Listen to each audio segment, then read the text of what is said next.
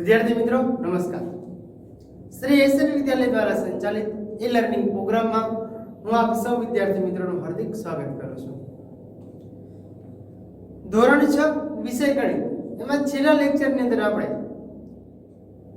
સમિતિ નામનું ચેપ્ટર એક પૂરું કરેલું। હવે એક નવા ચેપ્ટરની શરૂઆત કરવી છે। ચેપ્ટર નંબર 10 નામ છે માપન। તો પહેલા તો એ સમજીએ માપન એટલે શું કહેવાય। તો કે માપન એટલે એવું છે કે માપવું, બરાબર। તો શું માપવું? એ માપન એટલે આપણે કોઈ પણ સીમા છે એની વાત કરવાની છે। ધારો કે કોઈ પણ એક સમતલીય આકૃતિ તમને દર્શાવે છે, બરાબર। ચલો આપણે એક ઉદાહરણ સાથે સાથે જોતા જઈએ અને લખતા રહીશું। ધારો કે હું એક આકૃતિ દોરું છું।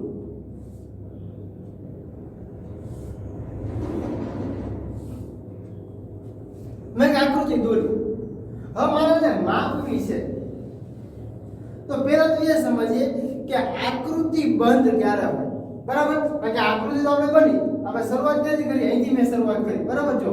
અહીંથી આ બિંદુથી શરૂઆત કરું છું, એટલે અહીંથી શરૂઆત કરી, અહીંથી આમ દોર્યું અને આમ દોર્યું। આનું 2 સેમી, આ 2 સેમી, આ 2 સેમી, આ 2 સેમી, દરેક બાજુના 2 સેમી છે, બરાબર। પણ એટલું યાદ રાખજો કે સમતલીય આકૃતિ ઓને પ્રદેશ અને સીમા હોય છે। સીમા કોને કહેવાય? તો કે જે ફરતી બાજુ જે છે એને કહેવાય સીમા, અને જે અંદરનો ભાગ છે એને શું કહેવાય? પ્રદેશ। અહીંથી લઈને આ બધી શું કહેવાય? સીમા કહેવાય, બરાબર। યાદ રાખજો, કોઈ પણ આકૃતિ હોય તો એને સીમા એટલે એની હદ, એની બોર્ડર, બરાબર। સીમા એટલે એની હદ સુધી, એની હદ હોય છે। અને એક એનો પ્રદેશ એટલે કે અંદરનો ભાગ, જેને તમે 5મા ધોરણમાં પરિમિતિના ક્ષેત્રફળના નામથી ઓળખી ચૂક્યા છો। પણ અહીંયા થોડુંક આપણે આગળ શરૂઆત કરવાની છે, બરાબર। તો સીમા અને પ્રદેશમાં તમને ખબર પડી કે કોઈ પણ આકૃતિ છે એને 2 વસ્તુ ફરજિયાત હોય। એક તો હોય છે પ્રદેશ અને એક હોય છે સીમા। પ્રદેશ એટલે અંદરનો ભાગ છે અને સીમા એટલે બહારનો ફરતો ભાગ છે, બરાબર। તો એની જ આધારે તો આકૃતિ બંધ ક્યારે બને? કારણ કે કોઈ પણ બોર્ડર હોય તેને ક્યાંક છેડો તો આવતો છે, બરાબર। તો આકૃતિ બંધ બનવા માટે આપણે શું મેં કીધું? અહીંથી જો અહીંયા બિંદુથી શરૂઆત કરું છું, અહીંથી લઈને અહીંયા સુધી સ્ટોપ કરું છું, તો આખી આકૃતિ મને બંધ મળશે। આકૃતિ જ્યારે બંધ મળે ને ત્યારે જ એનો પ્રદેશ તમને ખબર પડે કે અંદરનો પ્રદેશ છે, બરાબર। અને એની ફરતી જે બાજુ છે એને શું કહેવાય? તો કે સીમા કહે છે, એની હદ કહે છે, બોર્ડર કહે છે, બરાબર। તો આપણે બીજી વાત કરીએ કે જે વક્રની અથવા તો જે આકૃતિની શરૂઆત અને અંત એક જ બિંદુ પર થાય અથવા તો થતી હોય તેવા વક્રને બંધ આકૃતિ કહે છે। આપણે સાદી ભાષામાં યાદ રાખવાનું છે, બરાબર। ફરી એકવાર, સમતલીય આકૃતિઓને પ્રદેશ અને સીમા હોય છે। હું લખાવીશ પણ પહેલા તમને સમજાવી દઉં છું। એના પછી જે વક્રની શરૂઆત અને અંત એક જ બિંદુથી થતી હોય તેવા વક્રને બંધ આકૃતિ કહે છે। આ 2 પોઈન્ટ પહેલા લખી લઈએ, આપણે યાદ રાખવાના છે, ખાસ ધ્યાન રાખજો, બરાબર। તો ચલો પહેલા 2 પોઈન્ટની શરૂઆત કરીએ।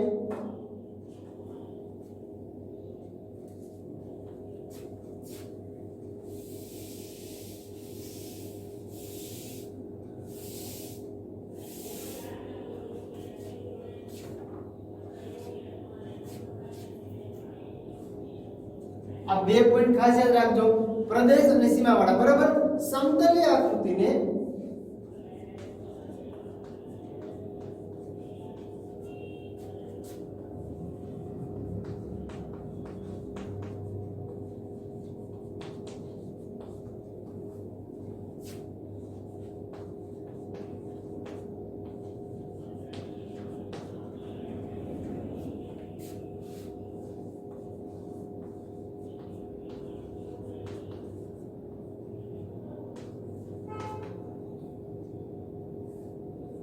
સમતલીય આકૃતિઓને પ્રદેશ અને સીમા હોય છે। તમને ખબર પડી, પ્રદેશ એટલે કે અંદરનો ભાગ અને સીમા એટલે કે બહારનો ફરતો ભાગ, બરાબર। હવે બીજી વાત કે જે વક્રની શરૂઆત, આપણે જે વાત કરી બંધ આકૃતિ, તો કે જે વક્રની શરૂઆત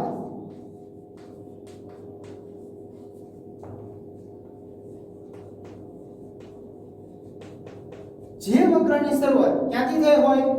અને અંત એક જ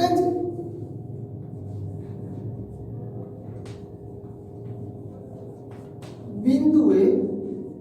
થતી હોય તેવા વક્રને શું કહે છે તો કે બંધ આકૃતિ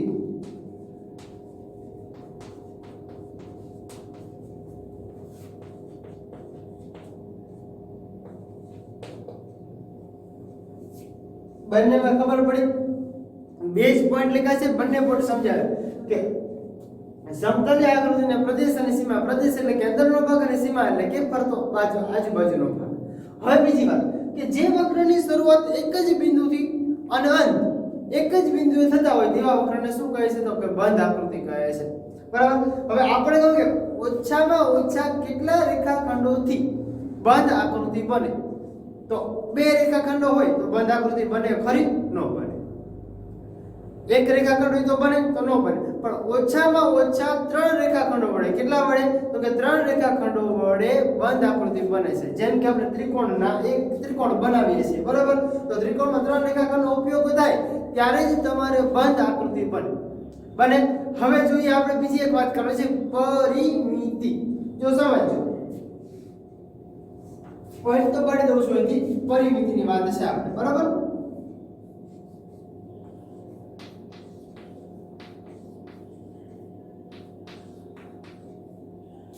પરિમિતિ સમજો ખાસ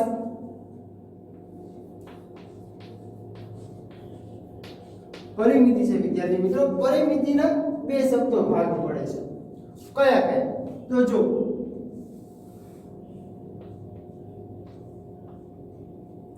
એક ભાગ પડે છે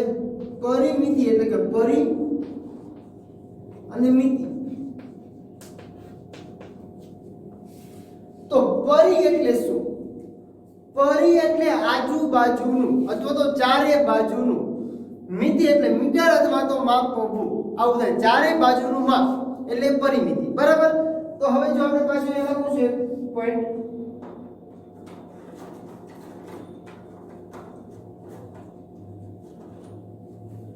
પરી એટલે કે ચારે બાજુનું શું થાય ચારે બાજુ અને મિતિ એટલે માપવું યાદ રાખજો પરિમિતિ તો પહેલા તો પરિમિતિ એટલે આપણે ખબર પડી કે પરિમિતિ એટલે કે પરી વત્તા મિતિ બરાબર તો બેનો શબ્દ તમને ખબર પડી કે બેનો શબ્દ છે તો કે ચારે બાજુનું માપવું એટલે પરિમિતિ પણ હવે ખાસ યાદ રાખવાનું છે જે તમે જે સમજો છો એ જો ધ્યાન રાખજો આપણે એ જોવાનું છે કે હવે પરિમિતિ એટલે શું હવે એની વ્યાખ્યા આપણે જોઈએ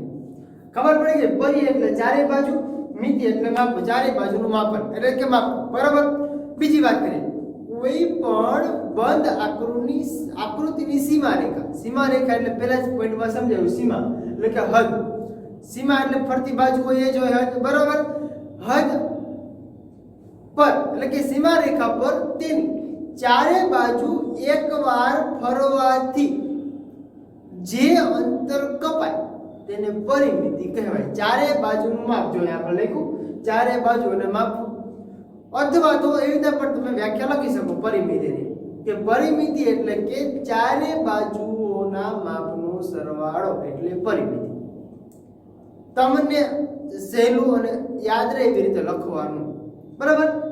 પરિમિતિ એટલે શું તો કે કોઈ પણ બંધ આકૃતિની સીમા રેખા પર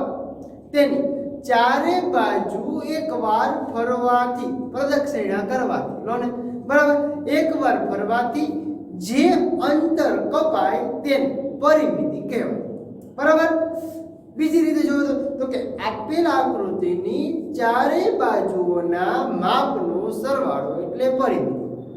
આપણે એક જ વ્યાખ્યા લખીએ છીએ તમને એક વ્યાખ્યા યાદ તો રહી જશે બરાબર ચલો જોઈએ કોઈ પણ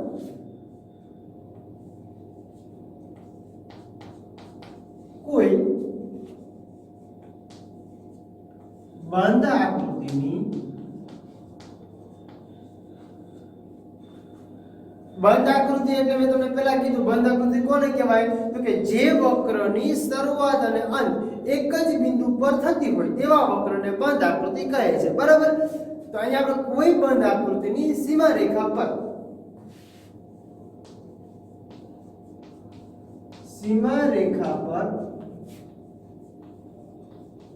તેની કેવી બાજુએ તો કે તેની ચારે બાજુ અથવા આજુબાજુ તેની આપણે ચારે બાજુ લખીએ ચારે બાજુ ફરવાથી અથવા તો એકવાર ફરવાથી આપણે એક જ વાર ફરવાનું છે પહેલા તો કે એકવાર ફરવાથી જે અંતર કપાય તેની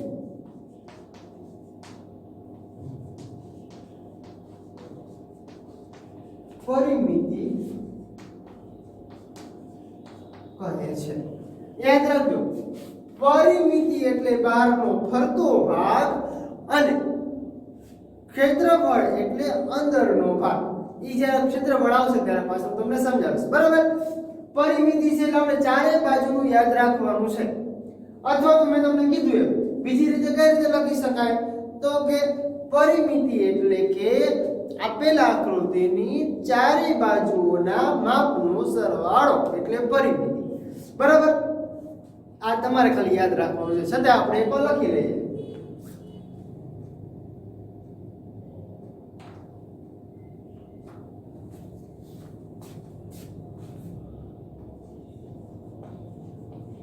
અથવા કરીને લખવું તો લખી શકાય કે પરિમિતિ એટલે કે આપેલ આકૃતિની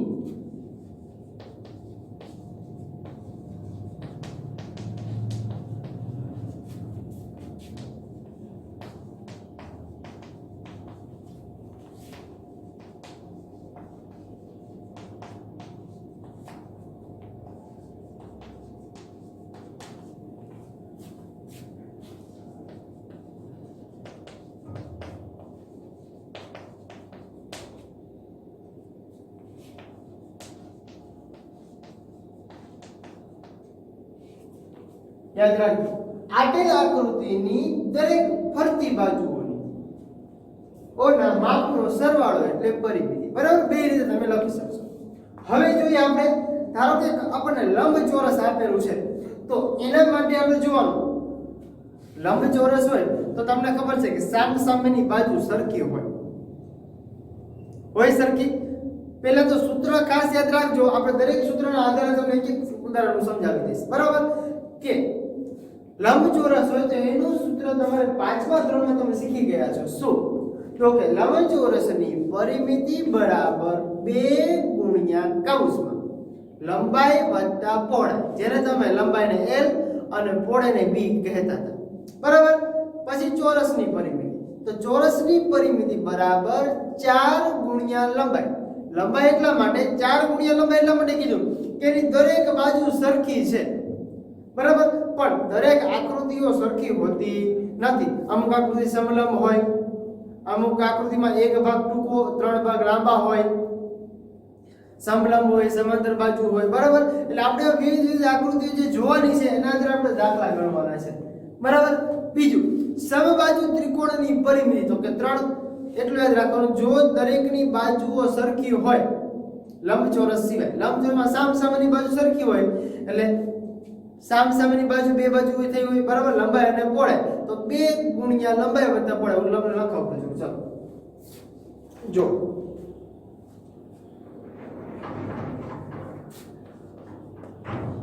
લંબચોરસની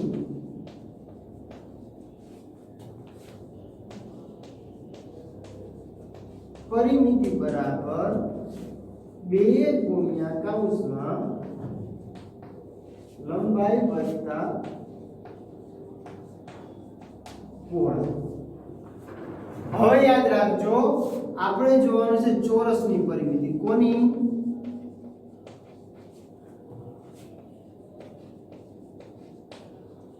ચોરસની પરિમિતિ બરાબર 4 ગુણ્યા લંબાઈ 4 ગુણ્યા એક બાજુની લંબાઈ એટલા માટે આ સૂત્ર ક્યારે ઉપયોગમાં લેવાનો જ્યારે ચોરસની ચારે ચાર બાજુ સરખી આપેલી હોય ત્યારે શું કામ કારણ કે ચાર બાજુ સરખી છે એટલે ચાર બાજુ છે એટલે 4 અને ગુણ્યા લંબાઈ શું કામ કારણ કે ચારે ચાર બાજુ સમાન આપેલી છે સરખા માપ વાળી છે એટલા માટે લંબાઈ એના પછી જોઈએ આપણે સમબાજુ એટલે સરખી બાજુ સમબાજુ ત્રિકોણની પરિમિતિ બરાબર 3 ગુણ્યા લંબાઈ હવે જો અહીંયા આપણે લખ્યું 3 ગુણ્યા લંબાઈ તો અહીંયા સમબાજુ જે ત્રિકોણ છે સમબાજુ એટલે 3 બાજુ સરખી બાજુ વાળો ત્રિકોણ એટલે 3 બાજુ હોય બરાબર સમબાજુ ત્રિકોણની પરિમિતિ 3 બાજુ હોય છે તો કે 3 લખી લંબાઈ ત્રણેય બાજુ સરખી હોય સમબાજુ કીધું એટલે સરખી બાજુ હોય એના પછી નિયમિત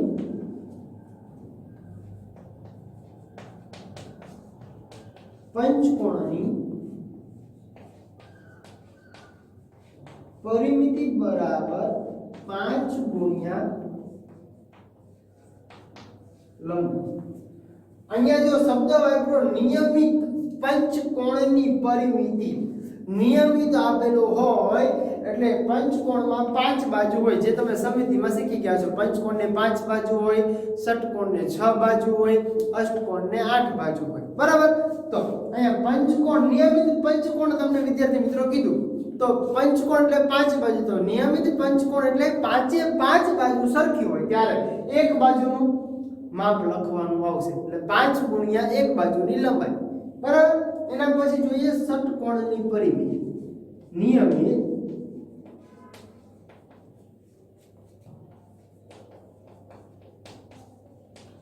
ષટકોણની પરિમિતિ બરાબર ષટકોણ એટલે 6 બાજુ ગુણ્યા એક બાજુની લંબાઈ એના જેવો એક પાછો લઈ લે પછી આપણે ચર્ચા કરીએ નિયમની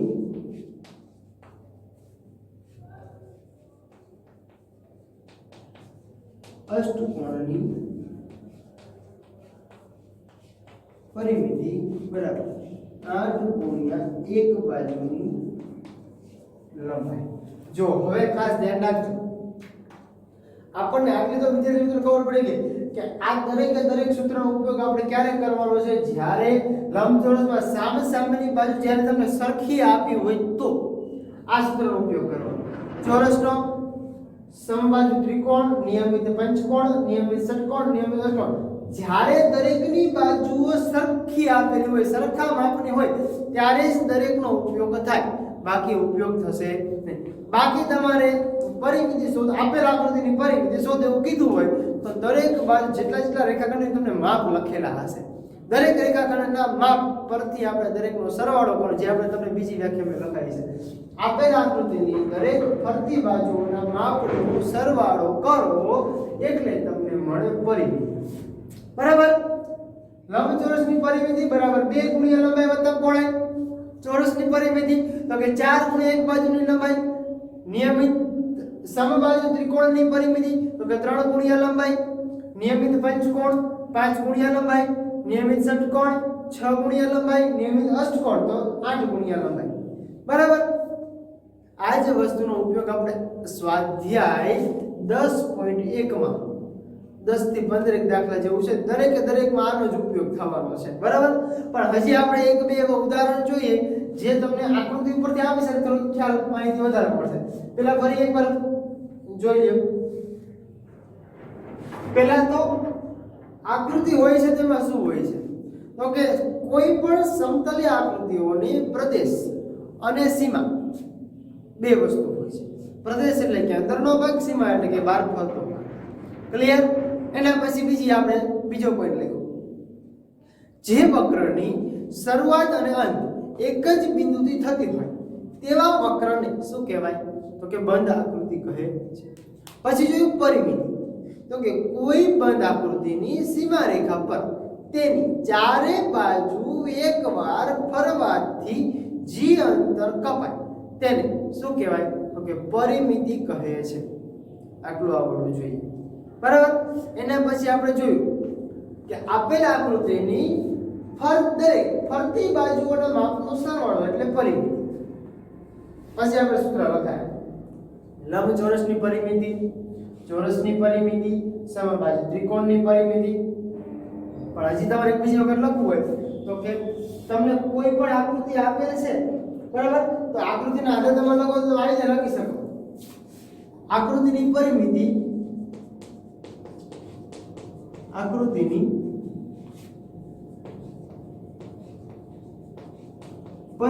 બરાબર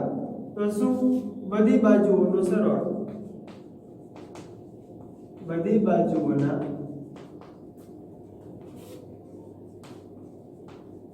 માપનો સરવાળો. આ રીતે પણ લખવું હોય સૂત્ર તોય તમે લખી શકો. ક્યારે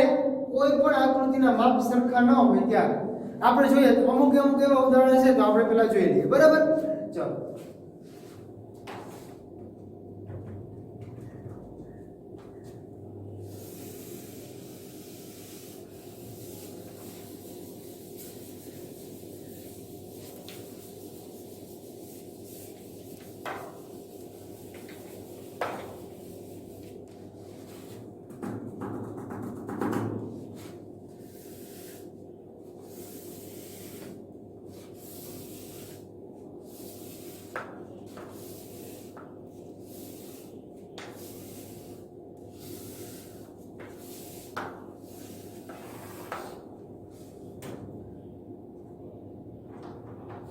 ધારો કે આપણને એક આકૃતિ આવી રીતે આપેલી છે,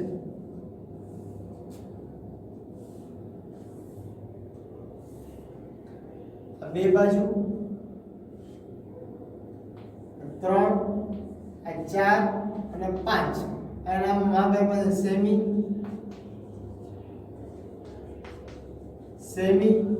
અહીં સેમી છે અને અહીં સેમી છે. ભલે આપણે માપ સરખાવ્યું પણ આપણે એના માપ લીધેલા છે, બરાબર, તમને સમજાવવા માટે. અને કીધું કે પરિમિતિ શોધો. પરિમિતિ તમારે શોધવાની છે. આપેલ આકૃતિની પરિમિતિ શોધો. તો તમે શું કરશો? તો પહેલા તો છે ને દરેક બાજુના માપનો સરવાળો થઈ જાય. જો તો દરેક બાજુ અલગ અલગ છે તો કયું સૂત્ર લઈશું આપણે? તો કે આકૃતિની પરિમિતિ બરાબર દરેક બાજુના માપનો સરવાળો. હવે તો નામ આપી દઉં છું. જો નામ આપી દઈશ એટલે મને શેનું પડશે? આ નામ આપું છું A B C અને D, બરાબર. તો લખું છું પરિમિતિ બરાબર પહેલા તો આ બાજુ ઓકે AB વત્તા BC વત્તા CD વત્તા DA. ચાલો AB નું માપ કેટલું છે? તો કે 3 સેમી વત્તા BC નું માપ AB નું માપ 3 સેમી, BC નું માપ 4 સેમી વત્તા CD નું માપ 5 સેમી વત્તા DA નું માપ તો કે 2 સેમી. ચલો દરેકનો સરવાળો છે 3 + 4 એટલે 7, 7 ને 5 12, 12 ને 2 14 સેમી. હવે ધ્યાન રાખવાનું, આ દરેકની ફરતી બાજુ જ્યારે તમે ફરો ત્યારે તમને એક પરિમિતિ મળે. આ બિંદુથી આપણે શરૂઆત થઈ હતી, આ બિંદુથી શરૂઆત થઈ હતી, અહીંયા જ આપણે અંત મળ્યો એટલે એને બંધ આકૃતિ થઈ ગઈ, એને પરિમિતિ કહેવાય, બરાબર. કોઈ પણ બંધ આકૃતિની સીમા રેખા પર તેની ચારે બાજુ અહીંથી શરૂઆત કરીને ચારે બાજુ એકવાર જ્યારે તમે ફરો અને જે અંતર તમને કપાય 14 સેમી જેટલું અંતર કપાડો એને કહેવાય તમારી પરિમિતિ, બરાબર. તો હવે પાછું આપણે કે બંધ આકૃતિ ફરવા પાછું યાદ કરીએ છીએ એટલે જે વક્રની શરૂઆત આ બિંદુથી થઈ અને એનો અંત પણ એ જ બિંદુએ જ્યાં મળે છે તો આ વક્રને કહેવાય બંધ આકૃતિ. સમજાણો? આ તો આપણું પરિમિતિની વાત છે. કોઈ પણ આકૃતિ તમને આપેલી છે તો આ રીતે તમે દોરી શકો, બરાબર. ધારો કે તમને આ રીતે આપેલું છે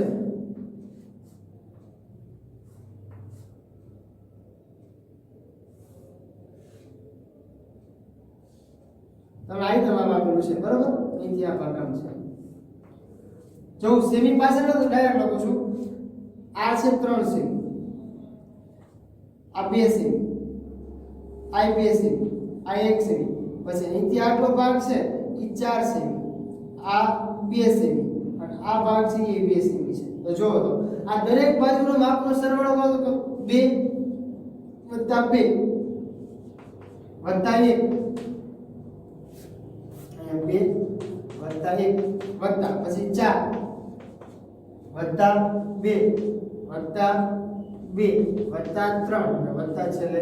અહીં જે બધા નામ જોયો તો 1 2 3 4 5 6 અને 7 1 2 3 4 5 6 અને 7 દરેક બધી બાજુનો સરવાળો 2 2 4 5 ને 4 9 ને 2 11 ને 2 13 ને 3 16 આ 16 છે આપણો જવાબ મળી ગયો એટલે કોઈ પણ આકૃતિ તમને આપેલી છે તો આકૃતિના આધારે તમને આવી માપ મેળવવાનું છે હવે આપણે વાત કરીએ આપણે તો ખબર નહીં કે કોઈ પણ આકૃતિની પરિમિતિ શોધી છે તો દરેક બાજુનો સરવાળો પણ જો નિયમિત વસ્તુ આપેલી હોય તો કેવી રીતે તો આપણે એક બે ઉદાહરણના પણ જોઈ લઈએ ચલો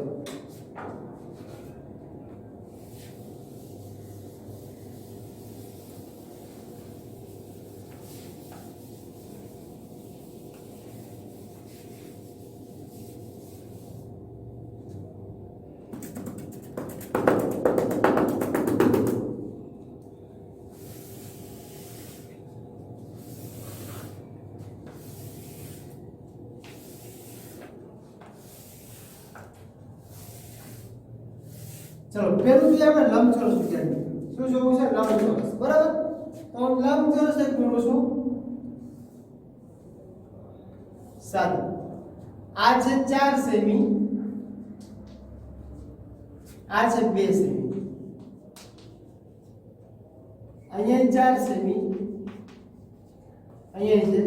2 સેમી દરેક બાજુનો સરવાળો કરો તો પણ એ જ માપ મળે પણ આપણે સૂત્રના આધારે લખવું છે ત્યારે તો લખી શકીએ કે લંબચોરસની પરિમિતિ બરાબર 2 ગુણ્યા લંબાઈ વત્તા પહોળાઈ લખી શકીએ ચલો પહેલા લંબાઈ કેટલી છે તો લખી રહ્યો કે લંબાઈ બરાબર 4 સેમી અને પહોળાઈ બરાબર કેટલી છે તો કે 2 સેમી છે તો લંબાઈ કેટલી છે 2 ગુણ્યા લંબાઈ કેટલી છે 4 વત્તા 2 થઈ જાય ચલો 2 ગુણ્યા 4 ને 2 6 બરાબર 2 6 ને 12 જવાબ કેટલો મળે આનો 12 સેમી જવાબ મળે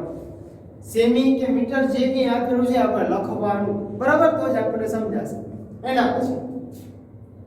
બીજી વાત કરીએ ધારો કે આપણને ચોરસ આપે છે અને એક બાજુની લંબાઈ આપે છે ચારે બાજુ સરખી દેખાય છે તો આ બાજુ 4 હોય આ બાજુ 4 હોય આ બાજુ 4 હોય તો સીધું લખી શકો કે ચોરસની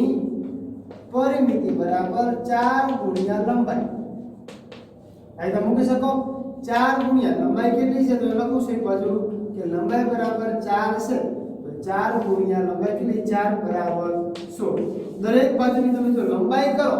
લંબાઈની કે સરળ 4 + 4 એટલે 8 8 + 4 એટલે 12 12 ને 4 16 તો તમને જવાબ મળે આ રીતે લખો તો પણ એ જવાબ મળે બરાબર પણ આમાં આપણે બધી બાજુ સરવાળો કરવો પડે સીધો ગુણાકાર કરવાનો પડે એવી રીતે સામે બાજુ ત્રિકોણ છે તો આ લખી શકો તો ત્રિકોણ કાપવું છે ત્રણેય બાજુ વાળો સરખો હોય એવો ત્રિકોણ દોરું છું આ 3 સેમી આ 3 સેમી આ 3 સેમી તો લખવાનું કે ત્રિકોણની પરિમિતિ બરાબર 3 ગુણ્યા લંબાઈ એટલે એલ તમે કરી શકો લંબાઈ 3 ગુણ્યા લંબાઈ કેટલી છે 3 છે તો મૂકો 3 3 તરીને 9 આ જવાબ આનો મળી જાય એ નામ પંચકોણ તો કે પાંચ બાજુ વાળો જ્યારે તમને આપેલો હોય ત્યારે તમારે શું કરવાનું પાંચ બાજુ વાળો જ્યારે તમને આપેલો છે ત્યારે તમે શું કરશો તો કે પાંચ બાજુ આપો છે કે 5 ગુણ્યા લંબાઈ પાંચ બાજુ એક બાજુની લંબાઈનું માપ એના આધારે તમારો દાખલો 6 બાજુ હોય ત્યારે પંચકોણની જેમ ષષ્ઠકોણની જેમ અષ્ટકોણ સેમ ટુ સેમ પદ્ધતિ છે ચલો આવડે તો આના આધારે જ આપણું સ્વાધ્યાય 10.1 છે